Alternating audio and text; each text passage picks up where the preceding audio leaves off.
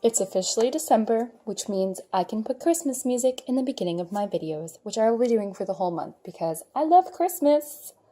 So this week I'm doing a Doodle for Google speed paint, which if you don't know what Doodle for Google is, it's a scholarship/competition wherein each year Google asks that people submit their doodles with the Google logo based on whatever theme they provide for the year.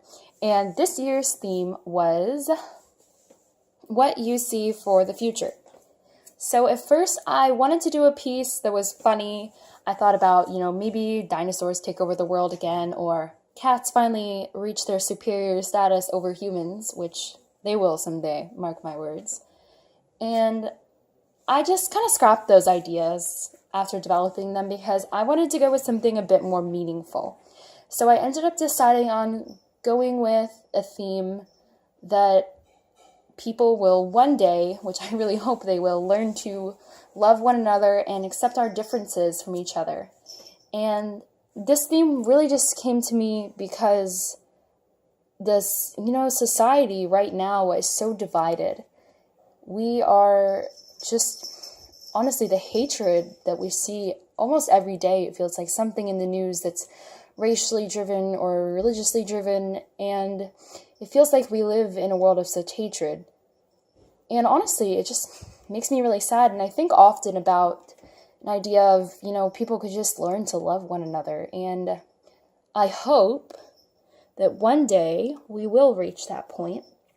But I wanted to channel that positive hope in this piece that we will learn to love one another one day. So the piece, I think, turned out really cute. I actually can't stop getting on my Instagram to stare at it. The two figures in the middle are actually supposed to be me and my boyfriend. I'm white and he's black. Well, he's half black. He's half white, half black. And it's actually kind of funny because I did dogs and cats, because they don't get along stereotypically, but also because I have a cat and he has a dog. And I did brown for his dog. His dog's actually black, and he's much fluffier. He's so cute. But I decided to do a brown dog just to have a little color variation. But yeah, I actually have a black cat. He's really black. But so I did the dogs and the cats, and it's me and him. And I think it just turned out so cute. And on the other side, to the right, we have a little Arabic boy and a little Jewish boy, and he's drawing with chalk, and the little Jewish boy is playing hopscotch, which I thought was really cute. And I like to imagine that the little Arabic boy, he drew the little hopscotch for him, and I just thought it was cute. And then we have a little Asian girl on the side, and she's wearing a rainbow t-shirt. So I wanted to not only do religion, race, but also our LGBTQ communities, tie that in. Because these are all the things that divide us, and I wanted to incorporate them all into this piece. Now, the piece is done in Copic and Prismacolor markers, which I do feel kind of bad about because this competition is open to K through 12, and I imagine kindergartners probably don't have Copic markers. I hope you wouldn't trust your kindergartner with a Copic marker. I mean, you never know, they might. But I used Copic markers, so it is a bit of an expensive supply, but I also just used my cheap watercolors for the background, and I used, for the first time since I think maybe I'm like 7, I used those twistable Crayola crayons.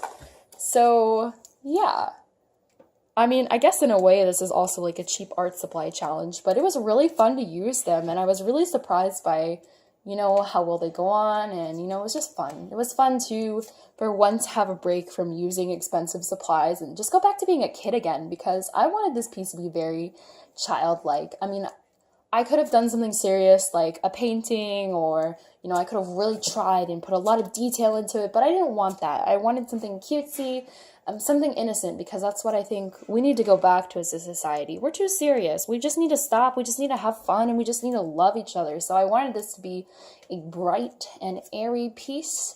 I did a light color palette. I did do muted colors for the characters, so I could use bright colors for the Google letters so they would stand out more. But it's still a light color palette, so that's fun. And I did a wash of watercolor for the background, just supposed to be like a little sky. But I used the Crayola crayons too to give like a chalk-like effect, because I like to imagine that the kids are drawing, and in a way, like, those are the things they see for the future, you know, too. So there's a double layer to that. Oh, I'm so smart. But yeah, so I thought that the chalk effect came out really great. I mean, I think it really does look like child's chalk drawings, and it's so cute. I just love it. I really can't stop staring at it, guys. I just really love it. But yeah, so that was my idea for this piece. And I don't know if there is really much more for me to say. I won't be selling prints of this because it has the Google logo in it, and I don't know if that's allowed, like some kind of copyright infringement, but I won't be selling prints of it. But it is cute, so you can just stare at it whenever you want to. And yeah, you can buy prints of my other stuff though. I'd love you forever. So yeah, I don't have, like, I'm not so sure I'm gonna win, but I would be really great if I did win something. Apparently, like, a bunch of people get, like, Android tablets. Like, that'd be nice. I'd like an Android tablet. But I've been entering a lot of scholarships lately, so... But this one was definitely the most fun. I mean, this was a really great piece to make, and I'm really glad I made it, and I love the meaning behind it, and I just think that it's a beautiful piece, and so cute. But I think that's about all I have to say. I'm sorry if this voiceover is a huge mess. It took me forever to film it. So that's about it. Bye, guys.